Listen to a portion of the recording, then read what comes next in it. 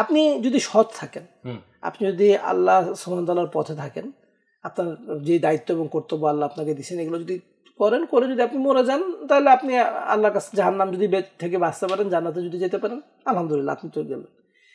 কিন্তু কেউ যদি বলে যে না আমি এরকম মিডিওকর হব না, আমি এরকম একটা ভেজিটেবল লাইফ লিড করবো না, আমি আসলে এক্সট্রাঅর্ডিনারি কিছু করতে চাই, আমি আসলে রাসূলুল্লাহ সাল্লাল্লাহু আলাইহি সাল্লামের মতো হতে চাই, যিনি একটা যিনি একটা পৃথিবীর সভ্যতার গতিপথ বদলাই দিয়েছেন, আমি আসলে সাহাবীদের মতো হতে চাই, যে যাদের হাতে লক্ষ লক্ষ মানুষ মুসলিম হবে, কিছু লক্ষ লক্ষ মানুষ মুসলিম হয়েছে অথবা মানুষ মুসলিম হবে, এই পথটা খুলে দিয়েছেন।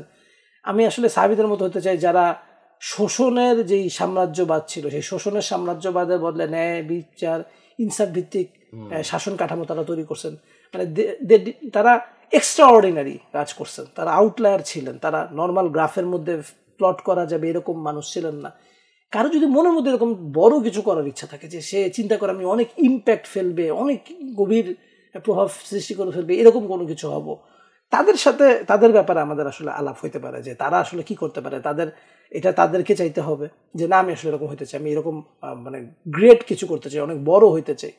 আর যারা মনে করবে আমরা ভাই আসলে মধ্যবিত্ত হব, মধ্যমানের হব, সবই মধ্য থাকবে, আমাদের জীবনের কোনো বড় আশা আকাঙ্ক্ষা নাই, তাদেরকে আসলে খুব বেশি বলে টলে ঠেসেও দেওয়া যাবে না। কারণ আমি তাকে যতই আগ্রহ দেখাই, স্বপ্ন দেখাই, সে দেখে আবার সে ঘুমায় পড়বে।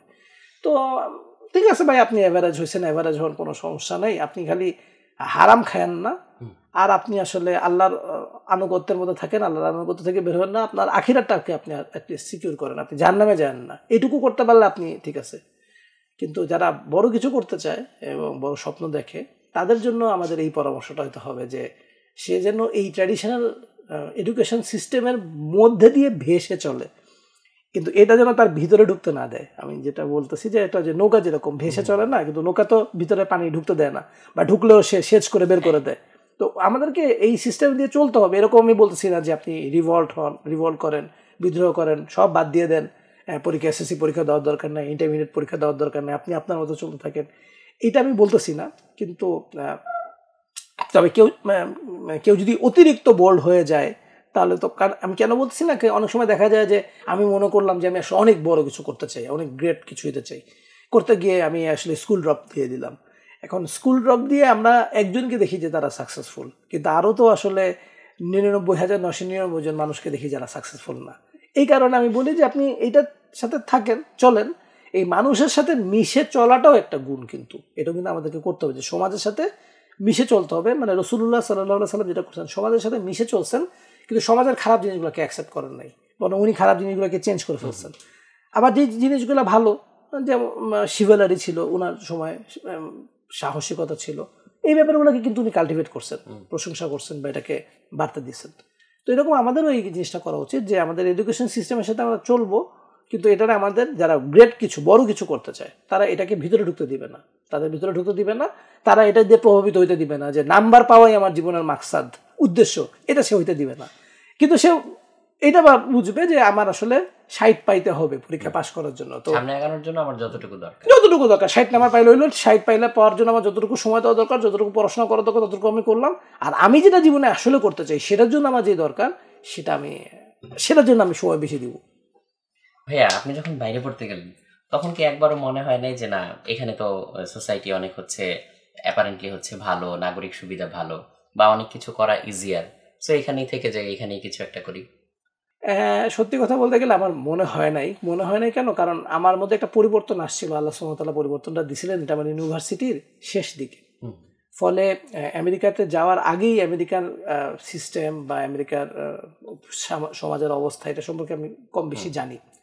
আমি একটা উদাহরণ দেই, যে একটা মুরগি, ব্রয়লার মুরগি, এই ব্রয়লার মুরগি যেখানে লালন পালন করা হয়, এখানে কিন্তু হিট দেওয়া হয়, তাপমাত্রা দেওয়া হয়।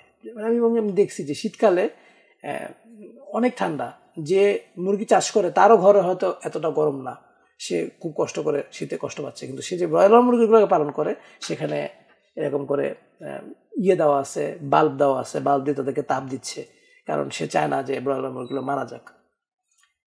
আমেরিকার কথা আমি বলি, যদি আমি আমেরিকাতে গেছি, অন্য দেশগুলো কম বেশি হতে একই হবে। আমি যেটা বুঝি যে এখানে সিস্টেমটা এরকম খুব বিউটিফুল একটা সিস্টেম, যেন ওই সিস্টেমের ভিতরে যারা ঢুকবে তারা যেন বেঁচে থাকতে পারে, তারা যেন ভালো ফিল করে, তারা যেন ভালো প্রডিউস করে। কেন? কারণ তাহলে তাদের যে ওয়ার্ল্ড ভিউ, তাদের যে ওয়ার্ল্ড অর্ডার, সেই ওয়ার্ল্ড অর্ডারটা টিকে থাকবে।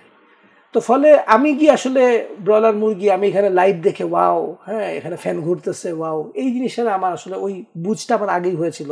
ফলে আমার কাছে ওখানে মনে হয় না যে না ভাই আমি এখানে থাকি, এই জিনিসটা আমার মনে হয় না। এই যেমন এই যে ফিলিস্তিনের যে ঘটনা ঘটতেছে, একটা ছেলে বলতেছে যে ভাই বাচ্চাদেরকে মারা ঠিক না, মানে বাচ্চাদেরকে মারা ঠিক না এরকম কমন সেন্সের একটা কথা বললে আপনাকে ওই দেশ থেকে বের করে দিতে হবে।